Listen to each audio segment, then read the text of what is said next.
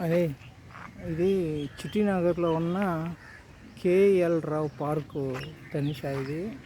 కాకపోతే మనకి చాలా దూరం అయిపోద్ది నాన్న. ఇది చిట్టినగర్లో ఉంది. ఇది కేఎల్ రావు పార్క్ అని ఇప్పటివరకు నువ్వు ఎప్పుడు రాలేదు. కానీ మన ఇంటికాడ నుంచి దగ్గర దగ్గర 10-12 కిలోమీటర్లు వచ్చింది. అంటే రాజీవ్ గాంధీ పార్కు కంటే ఎక్కువ ఇది. ఇక్కడ కిరాయి ఎవరు పడితే వచ్చాను. సాయంత్రం 8:30 వరకు ఉంటుందంట ఈ పార్కు. చూద్దాం ఏమున్నాయి ఒకసారి. క్లైమేట్ బాగానే ఉంది. పొద్దున్న 9:30 దగ్గర నుంచి సాయంత్రం 8:30 వరకు ఉంటుందంట మరి ఇది పార్కు. చూద్దాం మరి ఇక్కడ ఏమేమి ఉన్నాయో ఏంటో. క్లైమేటు వాతావరణం అంతా బాగానే ఉంది. మరి ఇప్పటివరకు ఎప్పుడు రాలా.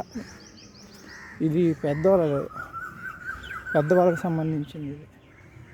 ఇది నీకు సంబంధించింది కాదు.